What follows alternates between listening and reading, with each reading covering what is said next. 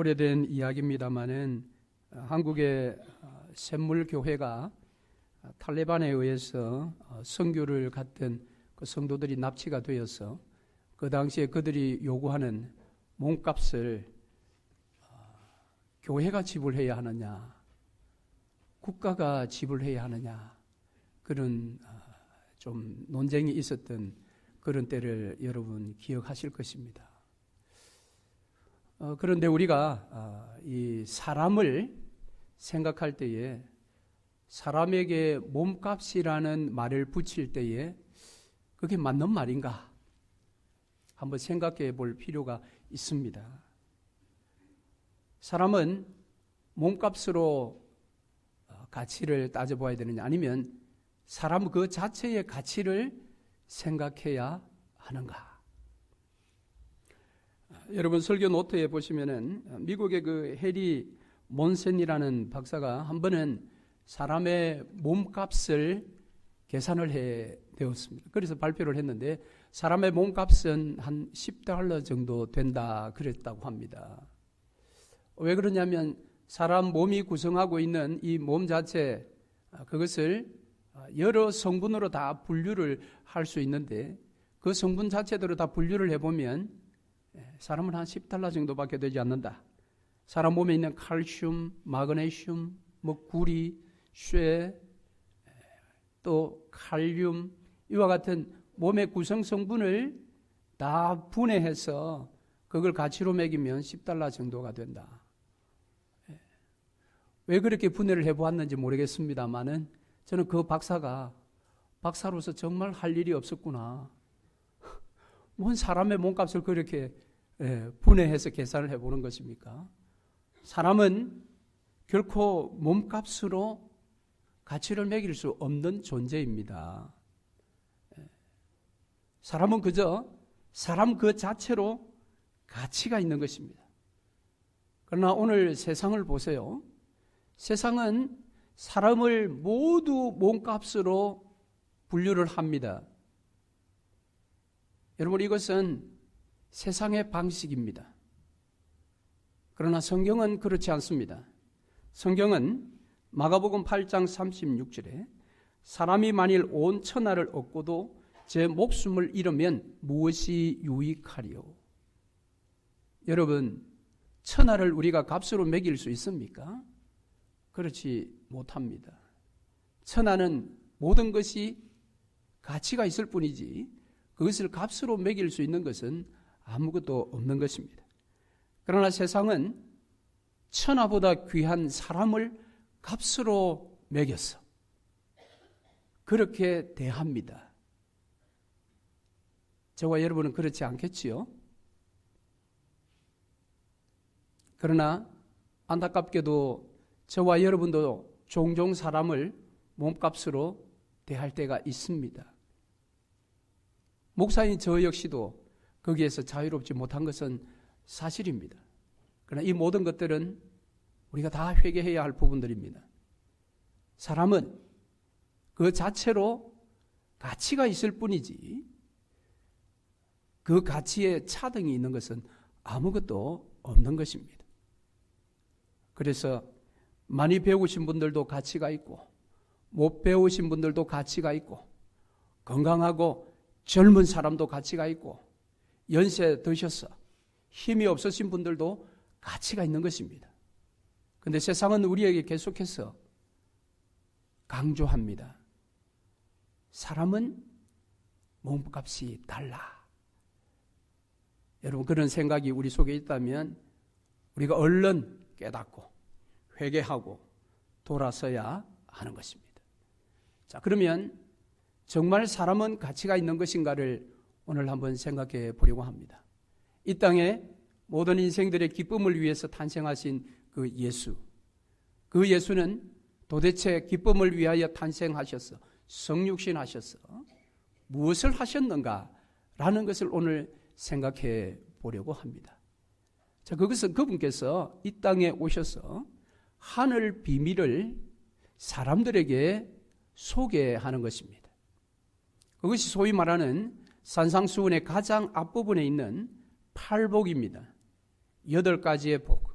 심령이 가난한 자가 복이 있고, 애통해하는 자가 복이 있고, 온유한 자가 복이 있고, 의에 줄이고 목마른 자가 복이 있고, 긍휼히 여김을 받는 자가 복이 있고, 마음이 청결한 자가 복이 있고, 화평케 하는 자가 복이 있고, 의를 위하여 핍박을 받는 자가 복이 있다고 하는, 세상이 연구해서 만들어낼 수 없는 복, 세상의 오랜 세월을 살았을 때에 경험하게 되는 그 경험으로도 만들어낼 수 없는 복, 즉 하늘의 신비에 속한 이 8가지의 복을 사람들에게 예수께서 소개하셨습니다.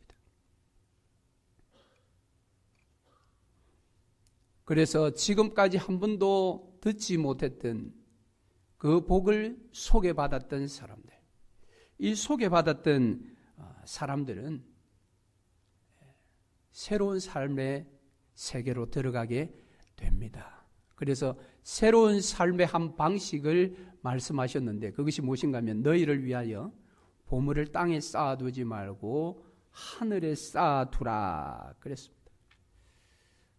보물을 땅에 쌓아두지 말고, 그러면 좀이 쓸었어, 또 동록, 도둑들이 들었어, 그 보물을 잃어버릴 수 있으니까 너희들은 그 보물을 하늘에 쌓아두라고 했습니다. 왜? 그 보물이 너무 귀하니까. 근데 그 보물을 하늘에 쌓아두는 그 실제적인 삶이 무엇인가 하면 마태복음 6장에서 이야기하는 먼저 그의 나라와 그의 의를 구하는 삶입니다. 그런 삶을 사는 사람만이 자신의 보물을 하늘에 쌓아두는 삶을 살 수가 있습니다. 그러나 세상은 보물을 땅에 쌓아두라고 합니다. 그것은 애굽 방식의 삶입니다. 이스라엘 백성들이 출애굽하기 전에 애굽에서 살 때에 애굽에서 필요한 것은 소위 땅이었습니다. 농경 문화 사회이기 때문에 땅이 필요한 것입니다. 땅 문서가 최고의 보물이 되었던 시절이 애굽에 살 때였습니다. 그러나 그들이 출애굽하여 가나안 땅에 갔습니다. 가나안 땅에서 최고 중요한 것이 무엇일까요? 그것은 땅이 아니었습니다. 그것은 하늘로부터 내리는 비였습니다. 아무리 많은 땅을 가지고 있어도 하늘로부터 비가 내리지 않으면 그 땅은 쓸모없는 땅이 되는 것입니다. 그래서 이 삶의 방식이 달라져야 하는 것입니다. 애굽에서는 땅을 확장시켜 나가는 것이 삶의 목적이었다면 가나안 땅에서는 다른 것이 되어야 합니다. 그래서 오직 하나님의 은혜를 늘 간구하는, 어떻게 하면 그 은혜를 계속해서 유지할 것인가가 삶의 목표요 방식이 되어야 합니다. 그래서 이른 비와 늦은 비를 때에 맞게 받을 때에 그의 삶은 윤택해지는 것입니다. 이것을 아는 자는 보물을 결코 땅에 쌓아두지 않는다라는 것입니다. 자, 그렇지만 그 당시에 사람들은 이걸 잘 이해할 수가 없어요. 왜? 세상이 계속해서 땅에 보물을 쌓아두라고 그렇게 유혹하기 때문에. 그래서 예수님께서 하늘 비밀을 다시 재교육을 시키는데 그 방식은 비유를 통했습니다. 비유를 통해서. 그래서 마태복음 13장을 비유장이라, 천국 비유장이라 그렇게 이야기하듯이 수많은 비유를 들어서 하늘 비밀, 이 복을 계속해서 설명을 해 주셨습니다. 자, 왜 비유로 이야기하는가? 비유는 그 당시에 사람들이 가장 쉽게 사용하는 평범한 언어들로 소개하는 이야기가 비유입니다. 즉 예수께서 비유를 들어 이야기하면 많이 배운 사람이나 못 배운 사람이나 모두가 다 쉽게 이해할 수 있는 방식이 비유였습니다. 예를 들면 전라도 출신들은 그 시기 이르면 모든 게 다 통해버립니다. 그냥 그 시기, 그래 그 시기. 예. 경상도는 무엇입니까? 예. 경상도는 이해할 수 없는 말이 있는데 그것이 문둥이 자식이라는 거죠. 문둥이 자식. 이게 이제 여러분이 이해하도록 제가 문둥이 자식 이래서 그렇지, 이게 이제 경상도식으로 표현하면 문디 자식 이겁니다. 문디 자스가. 그 문디 자스가 이러면은 외부의 사람들이 들을 때는 막 저주스러운 말인데, 경상도 우리끼리는 다 좋은 말로 듣습니다. 문디 자식, 그러면 나 문디 자식이다. 서로 간에 통하는 것이 있습니다. 예수께서 하늘 비밀을 소개할 때에 바로 이와 같은 언어로 소개했는데, 그것이 소위 말하는 비유법이다. 그렇게 여러분이 이해하시면 됩니다. 자, 이 천국 비밀을 이제 이야기하시면서 사람들이 다 이해하기 쉽도록 말씀을 딱 전했더니 사람들이 반응이 나타납니다. 즉, 그것을 다 이해한 사람들은 공통된 반응을 보였는데, 그 반응이 무엇인가 하면 자기의 모든 소유를 다 팔아서 밭을 사버리는 것입니다. 그 말이 무엇입니까? 그 말은 그 밭에 보화가 감추어져 있다라는 것을 그가 발견했기 때문입니다. 즉, 보물을 하늘에 쌓아두는 사람은 누구인가? 그것은 그 보물이 무엇인지를 정확하게 발견한 사람이다라는 것입니다. 여러분, 천국이라는 그 보물을 여러분은 발견하셨습니까? 만나셨습니까?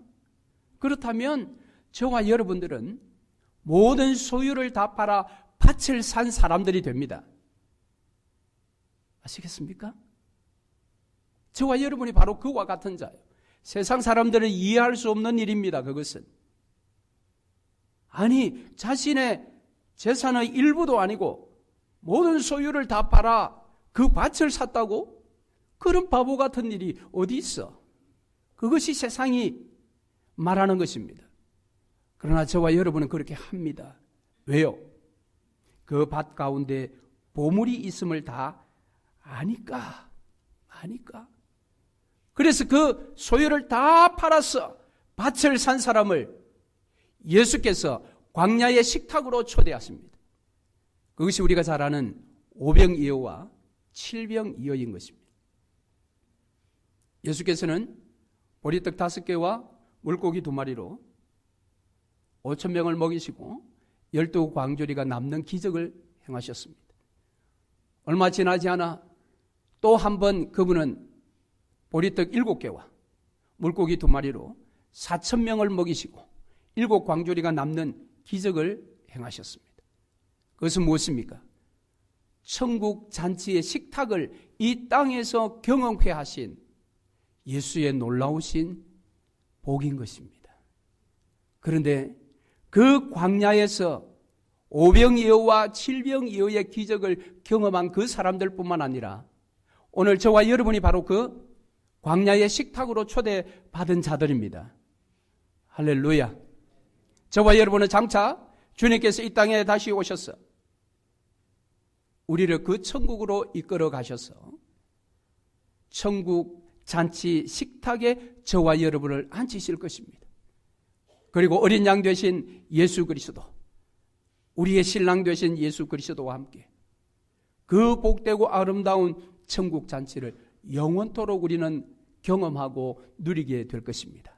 그런데 그것을 이 땅에서 조금이나마 경험할 수 있도록 하나님은 오늘 저와 여러분을 구별하여 복 주신 이 주일날 주님 앞으로 초대하신 것입니다. 그래서 저와 여러분이 나와서 예배하는 이 시간은 영적인 광야의 식탁과 같습니다. 2000년 전에 그 광야에서 5,000명은 보리떡과 물고기를 먹었지만 오늘 이 시간 저와 여러분은 영적인 보리떡과 영적인 물고기, 하늘의 양식을 오늘 먹고 마시는 시간인 것입니다. 할렐루야. 얼마나 놀랍습니까? 우리는 그 주님의 식탁에 초대받은 자로 한 형제 자매 된 자들인 것입니다. 그래서 마가복음 8장 8절에 배불리 먹고 남은 조각 7광주리를 거두었다. 오병이어 때는 배불리 먹고 남은 조각을 거두었더니 12광주리였다. 그러므로 항상 우리의 이 예배는 예배에 참여하는 저와 여러분 모두가 영적으로 배불리 먹고 남아 12광주리 7광주리 거두는 복된 예배가 되기를 바랍니다. 그런 예배 되도록 여러분 토요일날 새벽기도 좀 나오셔서 주일 예배를 위해서 여러분 기도해 주시기 바랍니다. 아셨죠? 다음 주 토요일날 여러분의 얼굴을 한번 쳐다보겠습니다. 토요일날은 정말 제가 깜짝깜짝 놀라는 일들이 많습니다. 전혀 기대하지 않았던 분들이 나오시는 모습 때문입니다. 여러분도 그런 놀라운 역사를 일으킬 수 있기를 바랍니다. 자, 이처럼 천국 비밀을 소개하시고 또 광야에서도 식탁을 베풀어 그들을 초대하셔서 그 천국의 비밀을 또 누리게 하신 그 예수님은 이처럼 전체 5,000명, 4,000명만 상대하시는 분이 아니라 한 영혼까지도 동일한 마음으로 사랑하시는 분이십니다. 그래서 우리 예수님은 그 사랑 때문에 늘 피곤해 하셨습니다. 자, 예수님은 그 사랑을 늘 행사하셨는데 그 사랑을 어떻게 행하셨는가? 그것은 가장 약한 사람들을 직접 찾아가셔서 만나주시고 그들의 이야기를 들으시고 그들의 상처난 질병 부위에 직접 손을 대시며 그분은 그 사랑을 실천해 주셨습니다. 마태복음 9장 35절 이하에 보시면 예수께서 모든 도시와 마을에 두루 다니사 그들의 회당에서 가르치시며 천국 복음을 전파하시며 모든 병과 모든 약한 것을 고치시니라. 여기에 두루 다니셨는데 모든 도시와 마을에 두루 다니셨다 그랬습니다. 자기의 마음에 드는 곳, 가기가 편리한, 이동하기 편리한 그런 마을과 도시만 다니신 것이 아니라 모든 도시와 마을을 다니신 예수 그리스도. 그래서 그분은 사랑 때문에 피곤하신 예수님이셨습니다. 여러분 사랑 때문에 피곤해 보신 적이 있으십니까? 없으십니까? 젊은 사람들이 사랑할 때는 여자가 피곤할까요? 남자가 피곤할까요? 대부분 남자가 좀 피곤하지요. 그런데 그 피곤도 얼마 지나지 않으면 결혼하면 다 끝이 나는 그것이 일상적인데 여러분 사랑 때문에 피곤해 보신 적이 있으십니까? 예수님은 그 사랑 때문에 늘 피곤하셨습니다. 한 번은 예수님께서 이제 많은 백성들을 향해서 말씀을 전하시고 환자들을 치유해 주시고 이제 정신없이 시간을 보내시다 보니까 날이 저물었습니다. 이제 사역을 접어야 할 때입니다. 그런데 그때 예수께서 제자들에게 배를 띄워 건너편으로 가자 그렇게 말씀을 하셨습니다. 자, 마가복음 4장인데요. 오늘 우리가 마가복음 5장을 읽었지요. 그 앞에 4장에 35절 이하의 말씀 보니까 그날 저물 때에 제자들에게 이르시되 우리가 저편으로 건너가자 하시니 그런데 건너가는데 광풍이 일어난 것입니다. 이 광풍이 일어나서 물결이 바다에서부터 배 안으로 이제 막 차고 들어오는 것입니다. 제자들이 얼마나 정신이 없었겠습니까? 물을 퍼내며 배를 안정시키기 위해서 막 완전한 소동이 일어났을 것입니다. 그런데 놀라운 것은 그런 큰 소동이 일어났음에도 불구하고 말씀해 보니까 예수께서 고물에서 베개를 베고 주무시더라. 얼마나 여러분 피곤하셨으면 예수께서 이런 큰 소동이 일어남에도 불구하고 고물에서 베개를 베고 주무셨겠습니까? 그 뒤에 말씀은 더 기가 막힙니다.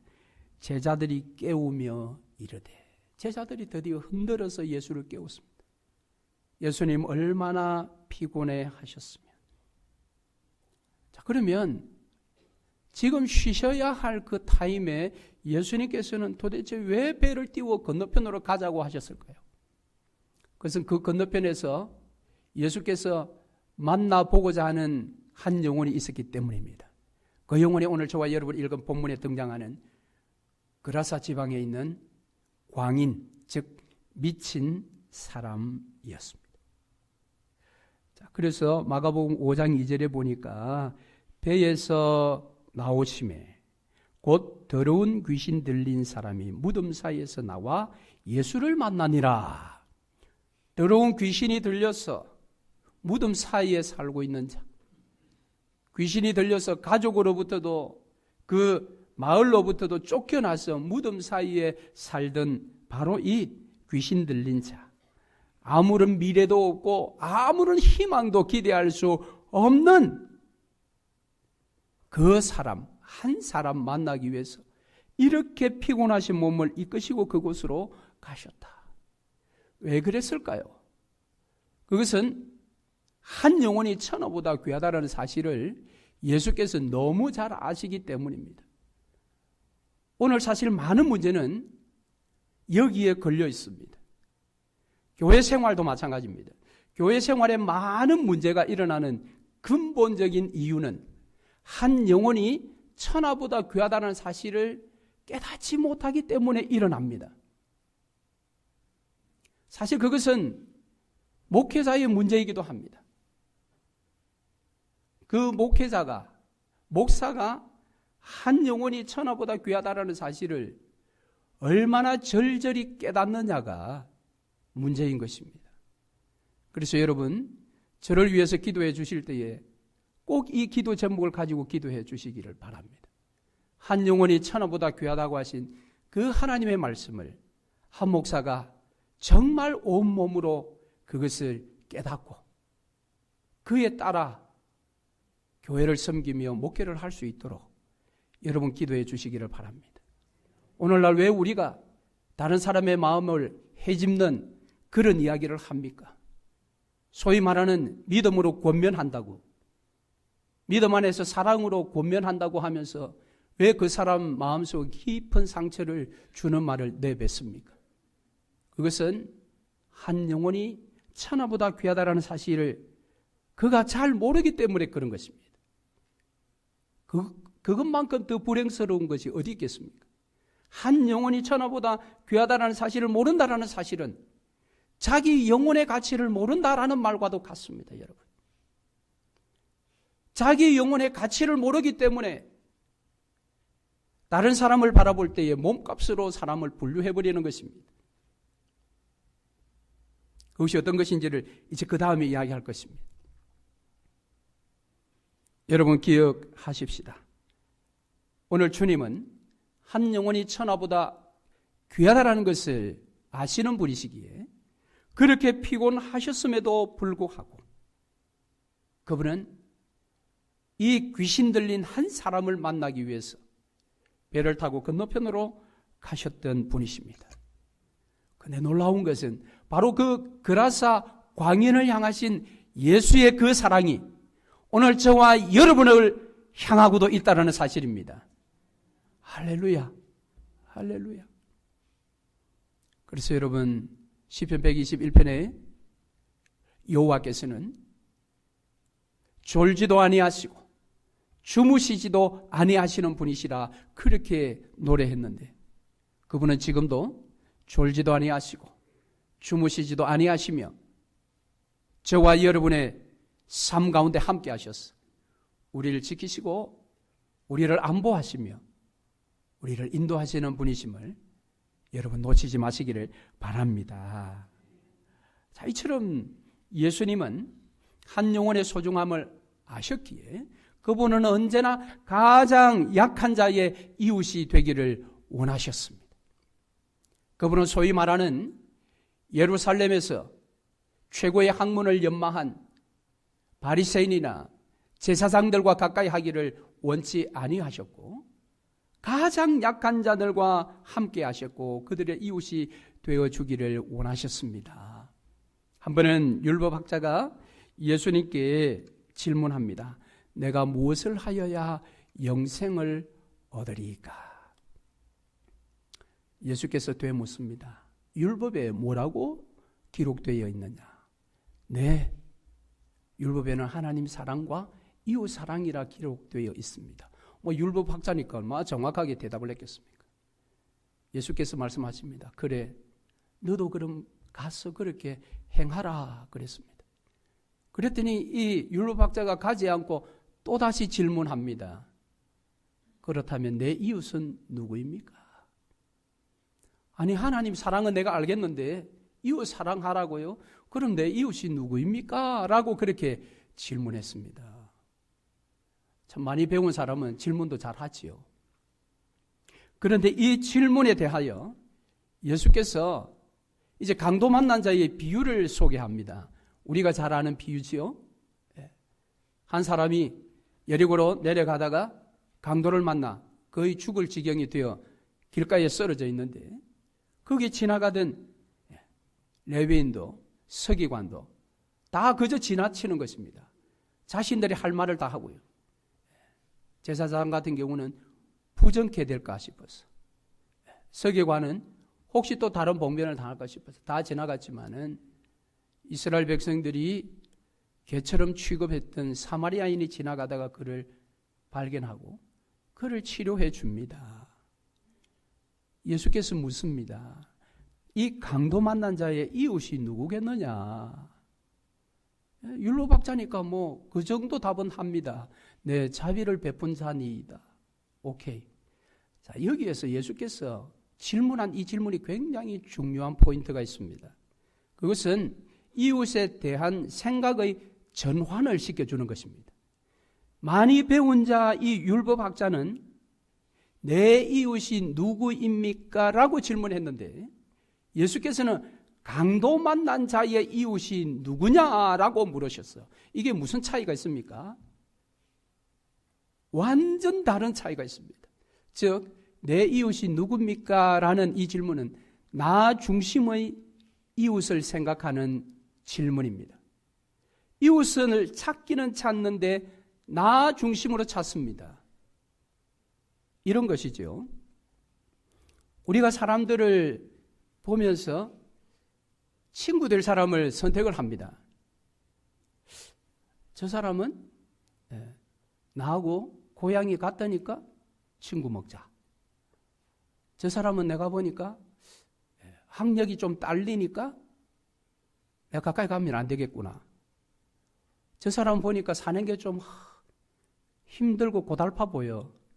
괜히 갔다가 내가 손해당할 수 있어. 그리고 그 사람에게는 다가가지 않는 것입니다. 여러분 혹시 그렇게 해보신 적 없으십니까? 이게 무엇입니까? 자신이 인정하지 않겠으나 사람을 몸값으로 매겨버리는 것입니다. 저 사람은 어느 정도 수준 되니까 내가 교제하고 싶고, 저 사람은 나하고 좀 격이 떨어지는 것처럼 보이니까 교제하지 않습니다. 교회 안에서도 이런 일이 일어난다면 교회 안에 그 세상의 방식이 들어와 있는 것입니다. 오늘 이 율법학자는 항상 그런 식으로 이웃을 선택을 합니다. 그래서 내 이웃이 누구입니까? 이미 자기의 이웃이 결정되어 있지만 예수께 한 번 더 물어보는 것입니다. 그런데 예수께서 이 자기 중심의 이웃 삼기를 생각을 완전히 전환시켜 놓습니다. 강도 만난 자의 이웃을 이야기합니다. 즉, 나는 지금 누구의 이웃이 되어야 할까를 생각해 보라는 겁니다. 오늘 저와 여러분은 누구의 이웃이 되어야 합니까? 누구의 이웃이 되어야 합니까? 저와 여러분은. 갑자기 왜 이러세요? 저와 여러분 누구의 이웃이 되어야 합니까? 강도 만난 자. 여러분 강도 만난 자의 이웃 되고 싶습니까? 되고 싶지 않습니까? 피곤하지. 강도 만난 자. 그런데 오늘 여러분 우리 주변에는 강도 만난 자가 너무너무 많습니다. 목사님 무슨 강도 만난 자 그리 많을까요? 직접 여러분이 강도 만난 그거 말고요.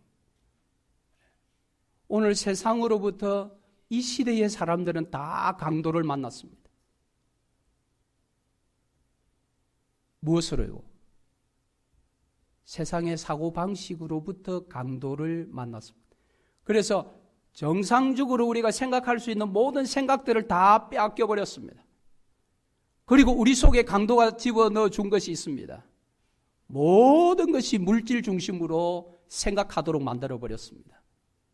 오늘 이 시대의 현대인들은 모두가 강도 만난 자들입니다. 그들의 생각은 오직 하나뿐입니다. 어떻게 하면 좋은 것 먹고 좋은 차를 타며 건강하게 오래 살까? 그것뿐인 것입니다. 나를 포함하여 내 자식까지 어떻게 하면 좋은 것 먹고 더 건강하고 더 누리며 오래 살까? 그 생각으로 우리의 생각이 꽉 차 있다. 이 말은 오늘 이 현대인의 모든 사람들이 세상의 강도를 당하여 자신의 온전한 생각들을 다 빼앗겨 버린 것입니다. 우리는 그들에게 진정한 이웃이 되어 주어야 합니다.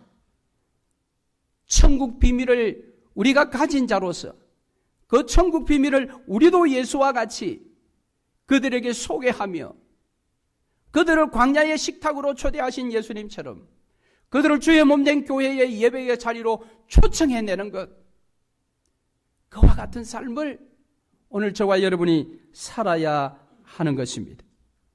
그래서 예수께서는 오늘 저와 여러분이 강도 만난 자의 이웃이 되라고 합니다. 그렇다면 우리 주변에 있는 강도 만난 자가 누구인지를 우리가 잘 살펴보아야 합니다. 잘 살펴보아야 합니다. 그리고 그들에게 우리가 이웃이 되어 주어야 합니다. 그래서 이렇게 살라라고 예수께서 우리에게 실제적인 답을 하나 주셨는데요. 그것은 한 관원과의 대화 가운데 답을 주셨어요. 한 번은 어떤 관원이 와서 예수님께 좀 전에 예수께 질문했던 이 율법학자의 질문과 똑같은 질문을 합니다. 내가 무엇을 하여야 영생을 얻으리까? 라고 그렇게 이야기를 했습니다. 자, 그랬더니 예수께서 그래? 그러면 간음하지 마, 살인하지 마, 도둑질하지 마, 거짓말하지 마, 부모 공경 잘해 라고 답했습니다. 예수께서. 그랬더니요, 이 관원이 탁 답을 하기를 턱을 앞으로 내밀면서 내가 어릴 적부터 그건 다 지켰어요 라고 답하는 것입니다. 그때 예수께서 무엇이라고 말씀하셨습니까? 오늘 설교 노트에 나와 있는 누가복음 18장 22절에 이렇게 이야기합니다. 네게 아직 부족한 것이 한 가지 있으니 네게 있는 것을 다 팔아 가난한 자에게 나누어 주라. 그리하면 하늘에서 내게 보화가 있으리라. 여기에 내게 아직 부족한 것 한 가지라고 이야기했지만 사실은 이것은 한 가지가 아니라 전부였습니다. 이 관원에게 한 가지가 아니라 관원의 삶의 전부가 부족했는데 그것이 무엇인가 하면 자기의 것을 다 팔아 가난한 자에게 나누어 주지 않았다라는 것입니다. 나누어 주지 않았기 때문에 하늘의 보화를 쌓아두는 삶을 살지 못하고 있었다. 너는 그래서 다 나누어 주면 그리하면 하늘에서 내게 보화가 있으리라. 그리고 와서 나를 따르라 그랬습니다. 야, 이게요, 내가 누구의 이웃이 될까라고 우리가 생각하고 살아야 되는데 그 삶은 보통 삶이 아닙니다, 여러분. 그래서 예수 믿고 사는 게 쉬운 게 아니에요. 그런데 놀랍게도 여러분은 그 쉽지 않은 길을 가겠다고 선택한 자들입니다. 여러분 대단하십니다. 예수 제대로 믿고 사는 건 이게 보통 어려운 것이 아닙니다. 보통 어려운 게 아니에요. 그 가운데 하나가 네게 있는 것을 다 팔아서 가난한 자에게 주라. 그러면 하늘에서 내게 보화가 있으리라. 아까 말씀드렸죠. 예수께서 이 하늘복을 경험한 자는 바로 그 보물을 땅에 쌓아두지 말고 하늘에 쌓아두라고 했는데 하늘에 쌓아두는 것은 먼저 그의 나라와 그의 의를 구하는 삶이라고 했는데 우리가 기도하지 않습니까? 먼저 그의 나라와 그의 의를 구하게 하소서. 그럼 먼저 그의 나라와 그의 의를 구하는 삶이 무엇인가? 오늘 여기 보니까 놀랍게도 내게 있는 모든 것을 다 팔아서 나눠주라는 것입니다. 아낌없이. 여러분 그렇게 사시겠습니까? 답이 없으시군요. 고개를 숙이시는군요. 정상입니다. 그러나 성령 하나님께서 여러분 그렇게 살기를 원하시고 살 수 있도록 여러분을 도와주실 것입니다. 성령께서 도와주실 것입니다. 그래서 우리 맨 정신으로는 이런 삶을 못 살아요. 성령에 취해야 합니다. 맨 정신을 가지고 살면 이런 삶 못 살아요. 어떻게 아까워서 내 걸 다 팝니까? 정신이 약간 취해야 돼. 세상에 취하지 마시고 성령에 취하시기를 바랍니다. 이처럼 예수님은 한 영혼을 위하여 지극히 사랑하시고 피곤해 하셨는데 그러나 이 모든 수고가 다 있었다 할지라도 예수의 십자가와 부활이 없었다면 그 모든 것은 다 헛것이 되는 것입니다. 아무리 큰 열심으로 그 사역을 행했다 할지라도 당신의 십자가와 부활이 없었다면 그런데 실제 그런 삶을 다 사시고 수고하신 그분은 십자가와 부활의 길을 가지 않을 수가 없었습니다. 왜? 당신의 몸보다 한 생명인 저와 여러분의 생명을 더 가치 있게 보셨기 때문에 당신은 당신의 이 육체의 몸을 십자가에 기꺼이 내어 놓으셨던 것입니다.